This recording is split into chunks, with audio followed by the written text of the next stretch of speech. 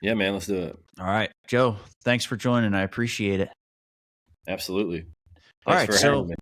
yeah, so all right, JP Aero, let's start there. What do you guys do? Tell me a little bit about the business. Who are you guys serving? And then we'll dive into some other things around your thoughts on some of these labor shortages, some other trends, and then we'll get into the podcast you're doing, some of the presentations you're working on, and then hire vets as well. But let's start with JP Aero. All right, so JP Aero is a mobile aircraft maintenance support company.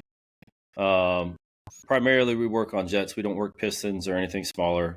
Even turboprops, we're really not doing a lot of turboprop work. But we service the 135 operators all throughout the nation, and we've been doing it now for 5 years. Out here in the Southeast, basically, I've got some vans set up. They're set up to rock their mobile offices. They've got tools and all the equipment you need for a service check, and basically anything you need to troubleshoot an airplane. And so we just get calls from these guys when they're down and they need some support, and we're that face to get them up in RTS safely and quickly as possible, so that they can go back out and make some revenue. Right now, we service about 19 customers on a regular basis. Okay. And we're reaching out to find more always. But if you look at the top 10 list of charter jet operators in the U.S., we service every single one of them. So I'm not going to name their names. I don't know how they feel about that, but we fix every single one of them.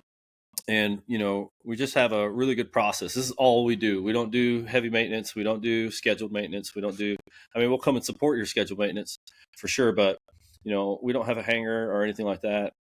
This is my office, and literally it's a 10 by 13. It's got 2 desks in here for me and my executive assistant, and I'm barely here. So usually we're on the road fixing jets. But yeah, man, that's what we do. We're primarily jet mechanics, just running out and fixing them. What's the nature of these calls? Like when they come in, what's the urgency? What are the type of requests? What's the type of maintenance that you guys are doing? I'm sure it's all over the place, but like what's kind of the general feel?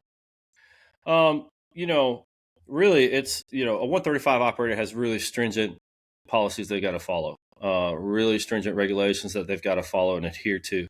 And so, if you've got an out light bulb, we're getting called for it. If you got a bad tire, we're getting called for it. If you got an engine oil leak, we're coming out for it. Hydraulic leaks. And so it's really a wide spectrum of support that we provide. And if it's something that we cannot support, I usually just refer you to a company that can, because you might need some heavy maintenance done, and that's not going to happen on the ramp. But we do as much as we can, and we're pretty resourceful. We've got really good connections all throughout the Southeast with different FBOs and different maintainers, different operations, and we're able to find support, whether we can do it personally or not. I'd rather the customer get help, even if it's not us. If I have a vetted vendor that has a good reputation and does stuff the way that we do it, we usually just refer you over to that guy, because they might have a shop on that airfield. So Sure. Well, why do you have that? Why do you take that approach? I mean, it might be obvious to you, but like it's not necessarily obvious that you would send business to a potential, quote competitor, but like why take that approach? It's funny because a lot of people would be like, I would never do that, but my main goal is not to, obviously I own a business. I'm trying to make money, right? But my main goal is customer service, to make sure that my customer is taken care of. And so if I can't do it, I'm not going to sit here and ruin my reputation over sitting out on an airplane for 5 days, 6 days, trying to learn a system that I don't know, or have my team learn a system.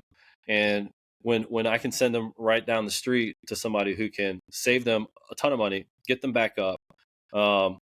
Maybe being a business owner, I understand the cost of stuff.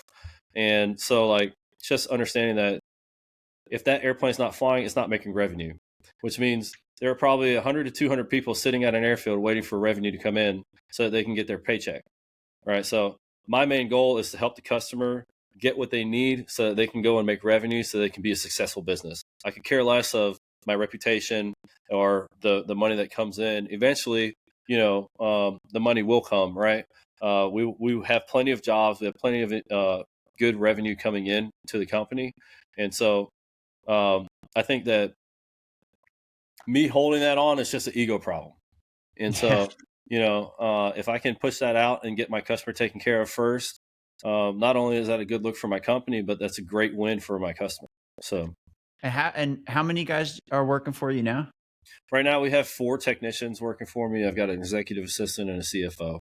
So how do you take that philosophy that you have? How do you work with the team? How do you kind of instill that?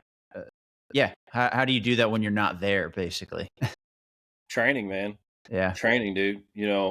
Not only that, I'm very specific on the people that I hire. There's a book. I can't remember the name of the book. Sorry, I'm having a brain fart. But they talk about putting the right people on the bus. Oh, Good to Great, the Jim Collins book? Yeah, Good to Great by Jim Collins. All right. So putting the right people on the bus and then getting the bus moving where you want it to go. Figure out where the bus is going to go after that.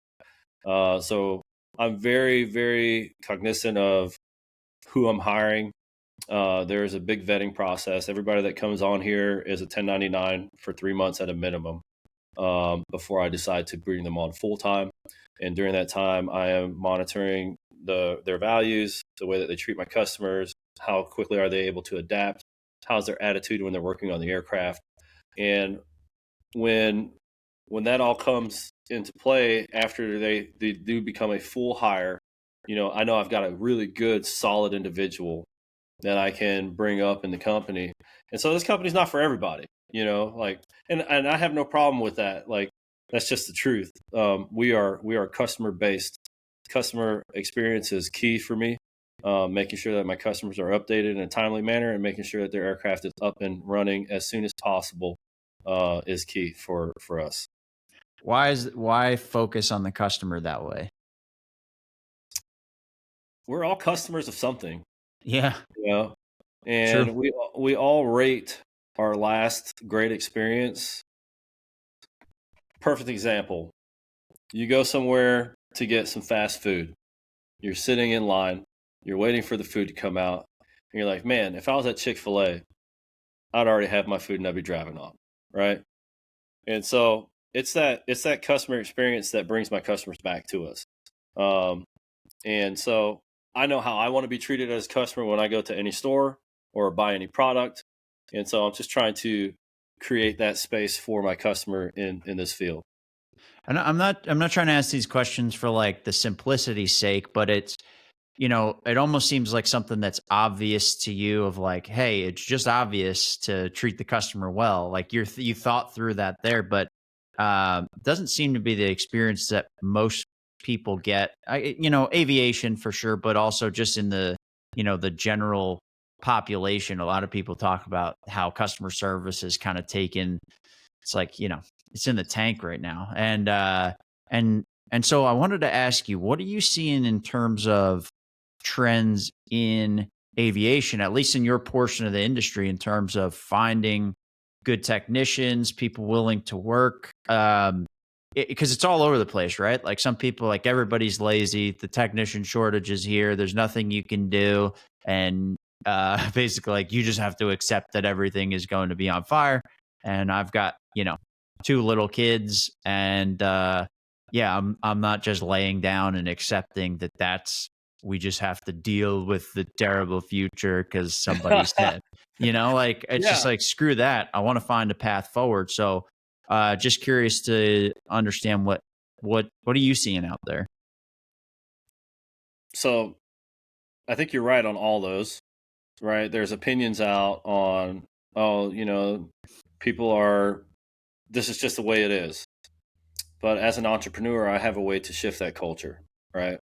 And as a person working in a field, if you're a mechanic and you're working at a place that the culture is terrible, you have a decision to make, not whether you're going to work there or not, but are you going to shift the culture? Are you going to be that person to drive the culture and the change? Seeing the trends of techs, it is difficult right now to find good techs. Most of the guys that are hired have great jobs. They have really good paying jobs. It's a money driven industry, obviously. You don't come into aviation maintenance hoping to not thrive, right? In some type of way. But as the culture changes, and as you know, a lot of people are talking a lot about the Gen Z and the newer generation coming into the business, and I think there's just a different way to approach it. In all honesty, How so? you just have to find your approach. So a lot of these kids are, you have the instant knowledge at your fingertips with your phone.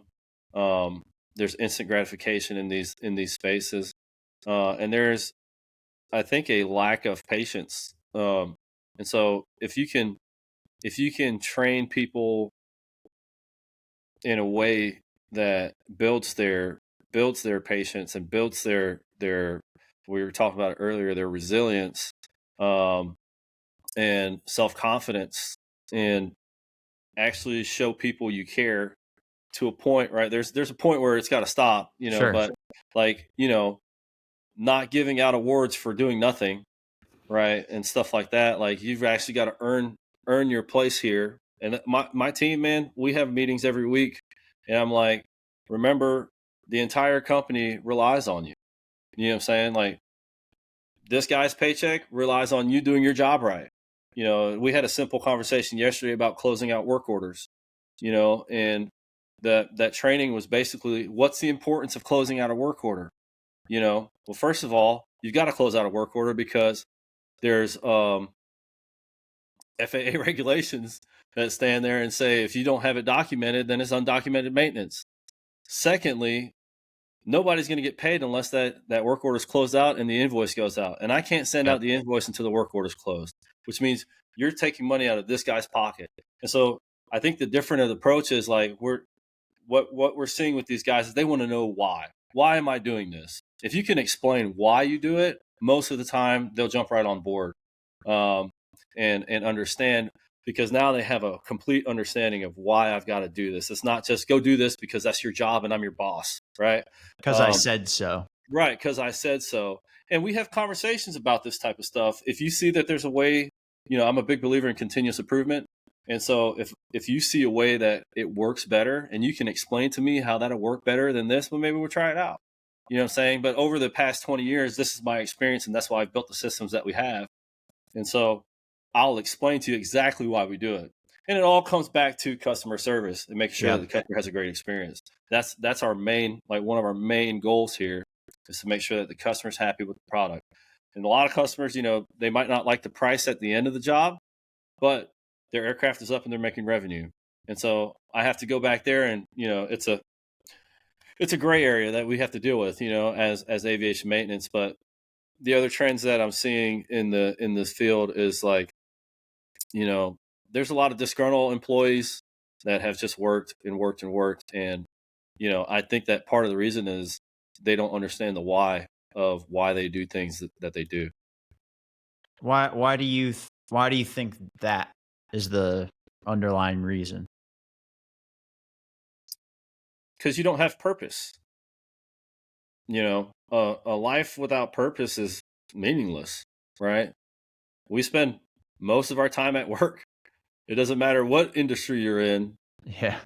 You wake up, you kiss your kids and get them off to school, and then you're at work until the sun goes down most of the time for most people, especially now with our economy.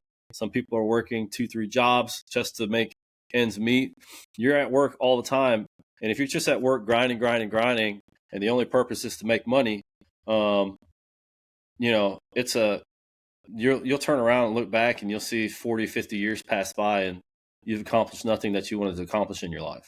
Yeah. I mean, it creates, like, a lot of resentment. And I think, and that's interesting, because that could be a reason why there's a disconnect between the two generations, the older generation and the newer one. Because, I even kind of fall into that. I want to know why. Like, why are we doing certain things? I look at some of these, and now that I have little kids, I kind of realize, like, oh, here's why my dad was so pissed off all the time. And here's why adults are pissed, because they're working their ass off. And then, you come home and you're like flipping out. So like I understand it now, and there is a disconnect there where I think the younger generation isn't fully appreciating what the older generation has put in, but there's also that view of looking at somebody who's done something for 30, 40 years, and it's like, do they actually seem happy? Is that what they wanted to do? And I think people are going to want to know that why. So it's interesting that you took that approach. And also, too, to that point, the giving somebody the ability to tie what they do to taking care of a customer is it's pretty valuable. It's a genuine motivating force. Obviously, if somebody you bring them on, they don't care about your customers, they're probably not going to last very long, Right. especially at like a smaller business where, you own it. Like it's your money. You see the bank accounts, you're monitoring the cash flow. Like it's the customer, and that's who we're working for. Versus when you get to some of these bigger companies and, sometimes like there's, private equity or things get bought out, then the customer sometimes becomes the board. And then like a level of apathy can set in where it actually does get harder to convey to people, we need to take care of the customer, and that's the why. Yeah. Sometimes that why doesn't exist, you Yeah. know? There's a story I heard a while back, and I don't know if I read it in a book or somebody told me, or if I heard it at a speech. But um, there's a guy at NASA, and he was kind of walking around. They had just gone to the moon, and whether you believe that we went to the moon or not, that's like it's just a story. All right, so um, the guy was walking around and doing interviews with people and all this stuff, and just kind of like in awe of how amazing it was at NASA. And there was a janitor sitting there mopping the floor, and he was mopping the floor. And this guy walked up to him, and he's like, "What do you do here?" He's like, "I put people on the moon. That's what I do. I keep these floors clean so that people can walk around here and do business." He understood the why behind him mopping the floors and doing what he had to do. And so if you can get your whole team and build that culture of why you do this, um, that's I believe key to building an organization that really moves and drives whether the economy is up or down. You build a team that will create momentum no matter what. And so that's really the main basis of why I do it like that, because our cultures drive our income, and our customers drive our income. And so Yeah. if we're not treating our customers right and they go somewhere else, man, shame on us. You yeah.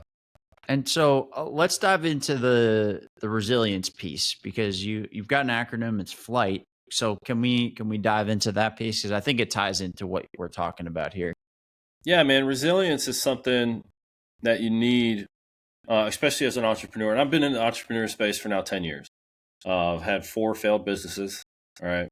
And so over the course of 3 or 4 years, I had a woodworking shop, and I had um, a courier business and a couple other things that, I was just trying to figure something out. Yep. I know. And I know exactly where you were at, dude. yeah, so I've been there before. So if you don't have resilience in the entrepreneur space, you definitely will not be able to make it.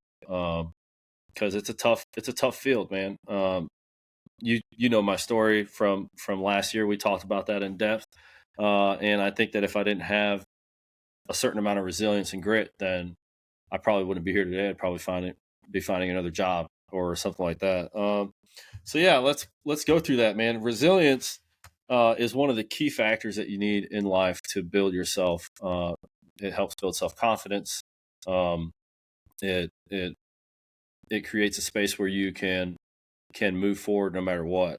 And that's basically what resilience is in the first place. And so, yeah, the acronym FLIGHT, uh, F is for focus. You've got to learn how to focus. You got to really be able to focus in on what you're doing and where you want to go. And focus is kind of like the other thing we talked about. It's like a muscle, right? You've got to work on it. The way that I learn to focus is I lock in on either meditation, or something like that. And practicing meditation is a pain in the butt. Trying to get yeah. 30 seconds of a clear head is really difficult, especially in the beginning. Um, but training yourself to focus and I can tell you how I learned how to meditate. And now I meditate completely different, but it was a way that helped me out tremendously. Was I just focused on the air around me, going in through my lungs, down into my body, and then cycle back out.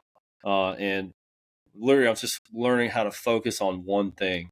But the way that helps you in the long run is you are able to hyper focus on task at hand.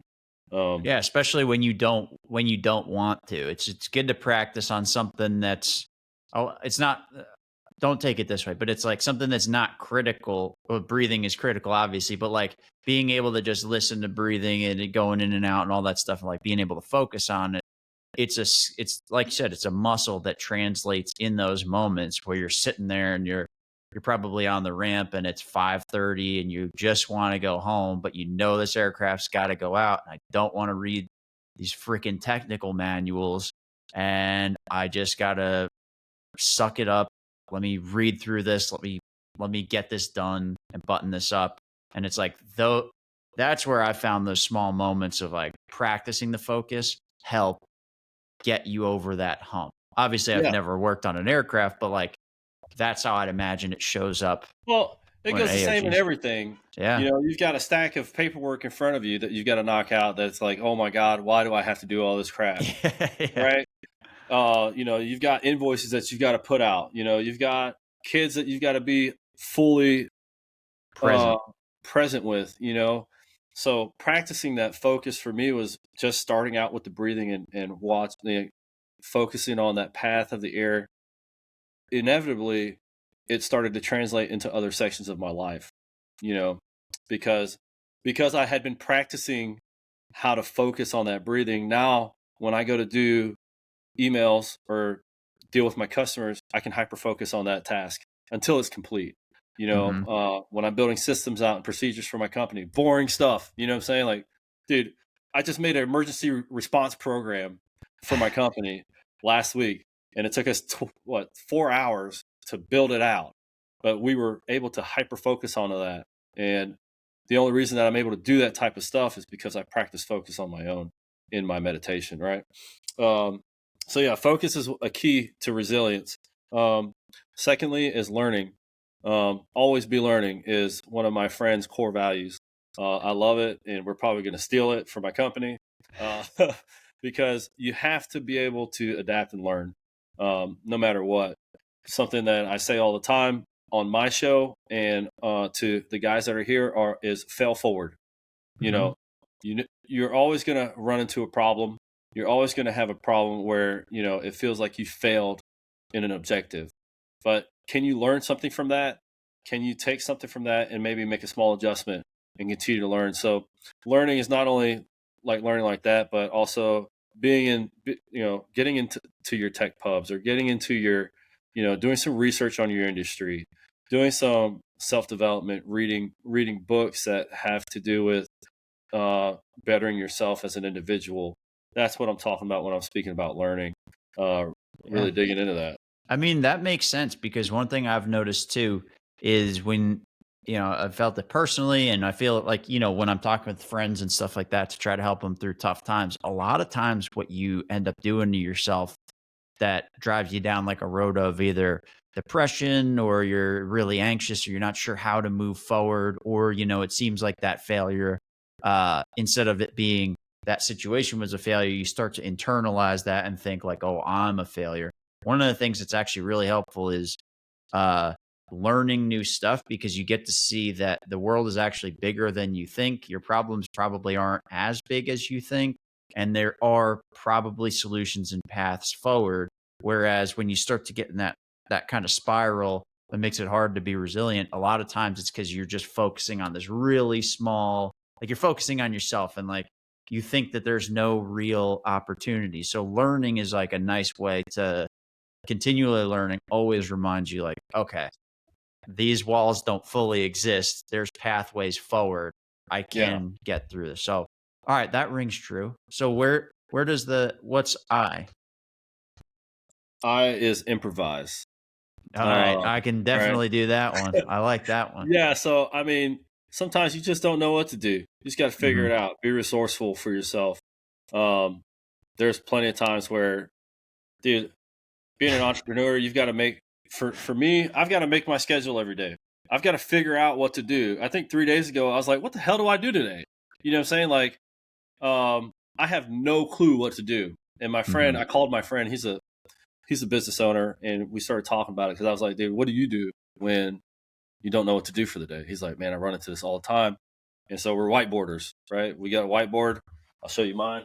I don't know if this is going to be on the tube, but I whiteboard stuff. All right. And I just take it and I do a brain dump on there. Okay. And off of that brain dump, ideas come, things happen. I'm able to say, hey, well, let's move forward with this, create a list out of that dump. And now I have stuff to do. Right.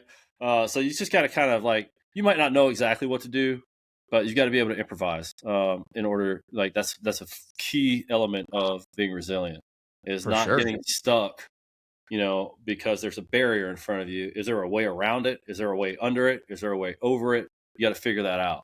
Well, that's a mindset in itself, right? Like having that in your back pocket, because I talk with customers all the time, and a lot of times, it's positive going in, but there's plenty of times where somebody's pissed off or something's broken or something's wrong, and like, hey, I'll go in prepared. Obviously, you want to be prepared, but if you just sit there and try to think through every single situation, you're going to be just paralyzed. So it's having that. That's a mindset thing for sure. Yeah. Knowing that you can improvise and roll with it. All right. So And what's it G? helps. Oh, okay. We'll move on. No, no. All right. uh, What were you going to say? And then we can go into. it helps with that, what you were talking about just a couple minutes ago with anxiety. Mhm. A lot of times, I know me personally, when I'm anxious, it's because I'm not doing something. There's something that needs to get done that it's not happening. I was anxious about myself, my body, when I was 350 pounds, right? I was anxious about it because I knew I needed to be going to the gym or eating healthier. And I was anxious about possibly having a heart attack or whatever. And so, like, in order for me to cure that anxiety, I got to get up and do something, right? You got to get up and improvise. And I didn't know how to lose weight, so I did a little bit of learning, did a little bit of reading on it. And, I've lost 100 pounds, right? And so we are, I'm not so anxious about it anymore. I'm still like hard on myself, but that's my own personal problem. But Hell yeah. Congrats, dude. And now you're no, hitting the gym twice a day. It's like a complete 180. like a freaking maniac. It's not cool, but I got to do what I got to do, right? So yeah, we'll move on to G though. G, for me, there's two G's. One is grit, and the other is gratitude. Um, First is grit, and grit is the difference between those who succeed and those who don't. It's finding that determination to, get through a problem, whether it really sucks or not. Um, you're able to, you gotta find something to dig for and fight for. And sometimes you don't have anything, and you just got to keep on moving forward through that. Not exactly the best or greatest time of your life, having to find some type of grit and find that drive within you. Um, but yeah, grit is definitely key. It's perseverance, determination. Figuring out how to, like, digging down deep and understanding that this is really what you want, and pulling power and strength from that, and just continue to move forward, no matter what your friends are saying, no matter what these other people are saying, or what your thoughts are on it. Because we can get into a place in our head where we imagine, the brain and the psyche is pretty amazing to me, because it takes us to the worst case scenario for everything, right? Um, and so, like, you can sit here and think about stuff over and over and over again, and think out what's going to happen is your mind just takes you to the worst place possible. What's the worst outcome possible? And so, being able to dig down, cut all that silence all that crap, using focus, right? Focus. Yep. And getting back into your own, like, I know I can do this. You know what I'm saying? I know that this is what I'm supposed to be doing, and finding that grit and moving forward. is key to resilience. It's one of them. Interesting. Sure. It's cool how these are tying together. And so the other one is gratitude. Gratitude. Gratitude is key as well for me, and I think for a lot of people. My coaches and my friends and the books that I read, all this stuff talks about trying to be grateful, or not even trying to be grateful, but being grateful for what you have today. Because I don't know, we've had so many issues growing this company that sometimes I'm like, why? Like, but then I got to remember 5 years ago, I was praying and begging and hoping and wishing to be where I am today. And so taking a little bit of time to reflect and be grateful for what I do have and be grateful for my team, be grateful for the customers that we have, grateful that my kids aren't sick, and that we have a roof over our heads and me and my wife have a great relationship. Looking at these small things in my life and creating a space where I am grateful helps me find other things to be grateful for. It's a subconscious Mm-hmm. approach, right? And so one of the things that I try to do on a daily basis, and this is out of the G Code by a guy named Ryan Stewman. Um, One of his G's is gratitude, and we start the day with gratitude on his book. Um, so every day I wake up and I try to find 5 things to be grateful for, and it's like it could be something stupid, like, man, I'm grateful that my pillow's soft. It doesn't have to be super in depth. After a while, it does become an in depth thing because you're really thinking about things you want to be grateful for. And I'm grateful for a lot of the same stuff every day, in all honesty.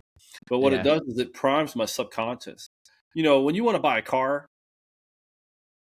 you're like, oh, I want a white sedan. Well, guess what? While you're driving around, you see hundreds and thousands of white sedans everywhere. It's because you're thinking about it. Now your subconscious is saying, hey, there's one there. And hey, there's one there. And hey, there's one there. Well, the same thing works with negativity and gratitude. If you Mm-hmm. are if you are in a negative space, your mind and your subconscious starts to put out, you should be pissed off about that. You should be upset about that. But when you start your day with gratitude, for me, it primes my subconscious. And so when I'm out doing things, my mind is pointing out, man, that's something to be grateful for. You should be happy about that. Look how awesome that is. And so it's a mindset thing that you got to find, that you got to create for your space or for yourself. Um, and being grateful is literally, you could be 50-50. You can be negative all the time, or you can be grateful and happy about things happening. Doesn't mean that life is great. Doesn't mean that everything is going your way. Yep. But when you prime your subconscious in that way, it starts to point stuff out to you like, hey, man, life's not that bad. Yeah. Well, and I can second everything that you just said. And the funny part about it is it probably didn't fully click until I had my first kid, and now I've got two. They're still pretty little, but finding that time to be grateful is hugely helpful, especially because my default in the past was to be pretty cynical, and all these things around gratitude, I was like, this is lame. This is stupid. These Yeah, people are in denial. This is XYZ. But then the more I go out into the world and deal with all the just kind of the bullshit that's going to hit you regardless of what you're doing, it's a solid default uh to go back to, because it primes you again with like focus, improvising, kind of lets you stay on track of what the goal is that you're trying to do, how you can find solutions to it, how you can help people, be thankful for what you got, not complaining about what you don't. Doesn't mean that you need to just be like, oh, my life is terrible and I just should be happy about that. It's not what that means, but it's like appreciating what you got so that you can move forward. All for right. sure. So what's H? H is heal. Uh, you got to take some time to heal from your failures, and you got to take time to heal from the hurt that you've got from the past in your life, or what's happening today, or maybe something happened with a friend and it was an issue. Maybe you actually hurt yourself. But healing is an important part of life. You've got to take some time, reflect on the issues at hand, and be able to forgive yourself for past failures and past issues that have happened. Forgive others for talking crap on you, and for what they've done to you, and move forward. That doesn't necessarily mean that you forgive and forget all the time. We're human. It's Yeah. impossible. Like I've forgiven a lot of people, and I've forgiven myself for a massive amount of failure that I've had in my life. Um, but I think that healing is a way that you can really start to reflect on yourself and find ways to get better, in resilience. I think healing is quite important. Yeah. Probably not paid that much attention to, I imagine. I know it's probably the toughest one out of all these for me. And what's T? T is thrive. All right. All right, so we're getting past everything we've talked about. We've talked about focus, learning, improvising, grit and gratitude, healing, and then thriving. And we want to thrive in life. We don't just want to skate by. We don't just want to kind of like, um, you know, run through the operations and all this stuff, and just kind of barely skate by. We want to be able to thrive, above and beyond. Go above and beyond in everything that you do. Try your best. I don't do it, like all the time. Like I said, we're all human. We all struggle with it, but to thrive, you've got to set high and ambitious goals. Jim Collins calls it the BHAG, the big, hairy, audacious goals, right? Set those goals, because most likely, if you set a goal, if you're aiming at a target, you might not hit the target, but you might hit close, right? Yeah. Um, Develop a growth mindset, continuously improve, surround yourself with positive influences, and celebrate your successes. So yeah, that's flight in a nutshell. Still working on that whole piece there, But you're but going to do a presentation on this? yeah, for sure. Um, and so we'll kind of dig into it even more, as that goes on. Yeah. That's awesome, man. Well, yeah, I mean, all this stuff rings true, and it's the everything leading up to Thrive is like all the kind of precursors to that. And so, all right, so I guess the question is for a technician, for somebody that's starting their own business in aviation, how does this relate to them? Bro, starting a business at all, period, doing anything, side hustle or not, you've got to have resilience, man. You've got to have grit. You've got to be continuously learning. You've got to know how to improvise. You got to be grateful for what you got and grateful for what you're going after. And you've got to learn how to thrive, man.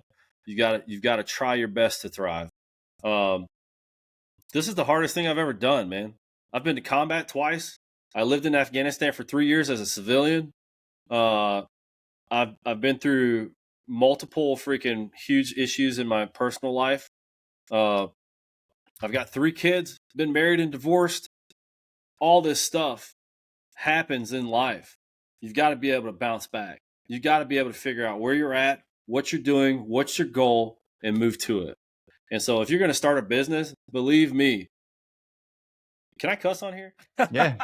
Yeah, shit ain't easy, man. Yeah. I can promise you that. This stuff is tough, man. You got to have thick skin. You've got to be able to deal with irate customers. You've got to be able to deal with people who don't believe in your dream, people that don't care. And why should they? You haven't done anything yet, right?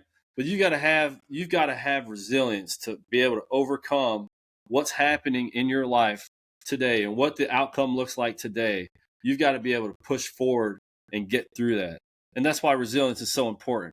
If you're going to be successful, this is like one of the key factors in your life that you need. You need to be resilient in every aspect of your life. Hell yeah, man. Agreed.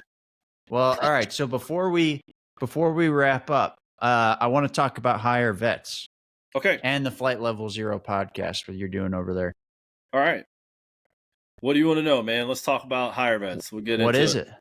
Hire Vets is a nonprofit that I founded, and we are currently building out the organization. But Hire Vets is our mission at Hire Vets is to help veterans transition out of the military into civilian life. Right now, looking at the stats, 48% of veterans quit their first job within the first year. And then a staggering 83% of veterans quit their first job within the second year. There is an epidemic of homelessness among veterans. There is an epidemic of PTSD, people having issues just reacclimating or acclimating at all to the civilian life. And so the main mission and the main goal of Hire Vets is to create a community where these people are heard, where they are part of a group of people that are getting out of the military, moving into civilian life, and we're going to help them not just find jobs, because I feel like getting out of the military, finding a job is not as difficult. You have some good experience, you have leadership experience, you have, you know, you people like that, you show up on time, that type of stuff. Um, the real hard part is living a different type of life. You don't have those rules and regulations to kind of guide you anymore. You don't necessarily know how to go even shop for yourself because you've been eating at the chow hall for your entire existence. There's there's a lot of stuff you don't know how to treat people because in the Army, I'm an Army guy. I don't know how it is in other branches, but I'm pretty sure the Marines are a lot tougher and the Air Force is not, right? So they've got these different branches and different ways that they approach hardship. There's different ways that they approach learning. In my battalion, it was like if you messed up, you just got yelled at and cussed out and drugged through the mud until it got done right. You can't do that in the civilian sector. And so teaching etiquette and stuff like that is important. So right now we are actually working with a company that is going to do. Then we're developing a 6-month training program in a couple different assets of life, and so we're going to be teaching financial literacy, leadership development, career development, etiquette, and possibly faith right now. And so we're looking into those 5 areas to do a 6-month training program, and we're looking to get accredited so that our sponsors and the people that know about us when they complete that 6-month program, they'll have something to put on their resume and on their certificate. They'll have a certificate to present. And then after that, now you're in the community of individuals, and that creates space for mentorship, friendship, and networking. And hopefully, like right now, our main thing is we're putting guys into BizAv. We're trying to put people into BizAv. We're trying to, obviously, we have a shortage on many fronts in business aviation. So right now we're focusing on BizAv and bringing guys out of the aviation industry in the military and helping them transfer into business aviation. But eventually my goal is to have a way to integrate this into many other industries. Yeah, I mean, it's a good place to start. I mean, it's needed. There's a lot of transferable skills, mindsets. There's a lot of people, military veterans in aviation already today. So I'd imagine that's even got to make things a little bit easier for that transition. Well, dude, so like what was it like when you came back, and did that like inform you wanting to start this or being able to have like a better understanding of what people are going through? Like how did this all come about? All right, so we'll hop into that. When I got out, I didn't really have a difficult transition. I found a job right away, did really good, but I had a really good friend of mine. His name was Pat, and Pat got out and had the exact opposite experience. Pat was one of my best friends. He was my roommate for 4 years, and Pat was in and out of homeless shelters up in Philly for 3-4 years, maybe even more than that. And we had talked quite a bit while he was kind of jumping in and out, and especially when he was doing good, he would call me. But when he wasn't doing good, he would not. Yeah. And so I lost contact with him for about 2 years, and then he called me, and he was in a homeless shelter. He got a job, and he was kind of like figuring his life out. And about 2 months later on his birthday, he OD'd in a house. Just on, dude, it's probably one of the worst days of my life, in all honesty. So I sobbed about that and thought about that, and really have been for the last couple of years, like, how do I help veterans that are going through this? How do we help veterans and catch them before they get to this point? Um, and so it's been something that's really been on my heart, uh, to start and figure out where I can get these guys support they need, on that transition. And I think that, you lose community, first of all. Yeah. You, all my friends are all over the U.S. My friends are in Texas. My friends are in New York. My friends are in California. None of them are close to me. You know, these are people that I grew up with. I became a man working with these dudes, and they became men too, right? And the women are the same, right? They became women in this field. And so when you lose that group and that community and that structure, uh, that's a big hit to you mentally.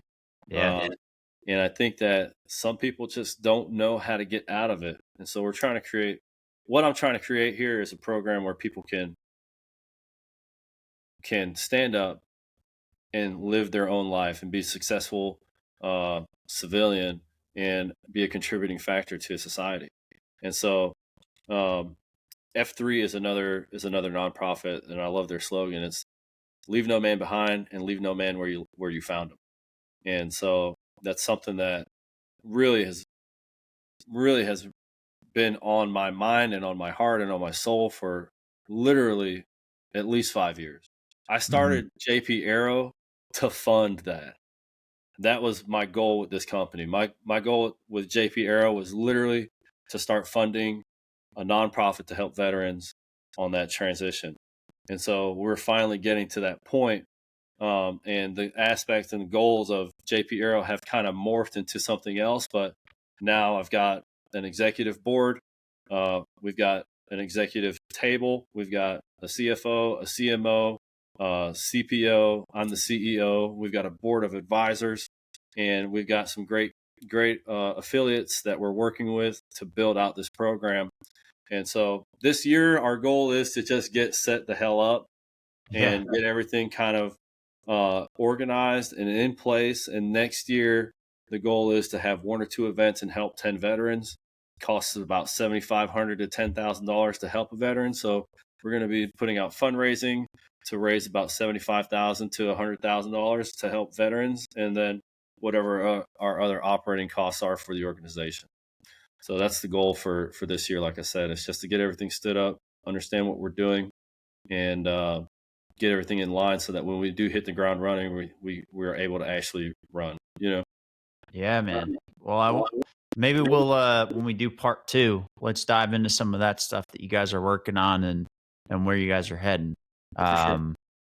Yeah, because I'd be curious to see how that stuff goes at the beginning, what you guys run into, because it's never going to be perfect from the jump. It's always going to be continual improvement, like you said. And actually, after we get off here, I'll send you a couple uh, podcasts I've been listening to lately that are talking about some of like the homeless epidemic and some of the different ways that people are tackling that. Curious to see, what the overlaps are. And looking at everything that you put together with flight, I mean, it makes sense that would be at the core of a lot of what you're talking about. So Yeah, this is we're cool, definitely. man. Thanks, man. I'm really glad that it's actually happening. Yeah. Got a really big push last year from a good friend of mine in November, and now we're like, holy crap, we got stuff happening, and This and is it's real. changed. Yeah, it's real. It's effective. We're figuring out the 501c or C3 stuff, and it's a whole different ball game. I don't know how to run a nonprofit. You know what I'm saying? I'm just figuring it out. So You'll improvise. yeah, we'll improvise and get through it.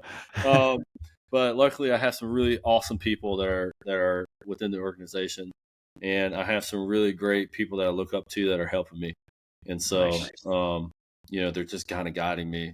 And I didn't learn all this stuff that we were talking about, customer service and customer uh, satisfaction and all this stuff myself. I learned it through books and I learned it through mentors. Um, and it sat well with me, right? And so that's the only reason I do it the way that I do it. But I don't think I would have. It would have taken me years to figure that out. So I put myself in circles around with people that inspire me, and this is how they operate. And I'm like, well, if that's how they operate, then I'm going to operate just like that. We're going to make stuff happen. So That's awesome, man. yeah, So man. before we wrap up, is there anything else you want to touch on? No, man, not really. We were talking about Flight Level Zero for a little bit, and really, that's just like one of my passions. I love being on shows. I love doing the podcast, bringing on individuals like yourself and all these other people that I've had on the show, and talk story, get what they've got going on in life, and maybe learn a couple lessons from their past and dig into that. It's really a self-development podcast. We talk about aviation, but it's really more so geared on um, developing yourself to be an outstanding individual, and then I think the rest kind of just falls into life after that. Yeah, for sure. We have So a sprinkle of aviation in there. Yeah, got to sprinkle it in. Where can people get in touch with you? On LinkedIn, you can find me on LinkedIn at, I think it's Joe Peebles. I'll make sure I give you all the notes for the show notes. And then I'll throw your LinkedIn profile link in there. Yeah, I do a lot less professional stuff on Instagram. That's Joe Peebles as well. You can find me there. You can find our company, JP Aero, on those, and we just kind of like do fun little videos about working on airplanes and my trucks, driving around, doing dumb stuff. And so, that's really it. Facebook, I'm not on Facebook much. I'm not on many other things. But if you guys ever need to email me, my email is joe@jpaerotechnics.com. You can always email me if you want to get in contact with me for anything. And man, my doors are open. If you have questions, you just want to learn about the industry, maybe you're looking for a job, maybe this isn't the place for you, but you're looking for people, I open my network to anybody who comes over, So, I'm an open book as far as running a business and all this other stuff. So I think, yeah, me and you talked a couple times back and forth about stuff in the past, but I can attest to your openness on this stuff and like willingness to share and help. Like when we talked last year, that was I didn't expect you to share that much, and it was like exactly the info that I needed at that point in my life. So very much appreciated, dude. Absolutely, man. I'm here for you, bro, if you ever need it. So cool. Well, thanks everybody. Have a good one.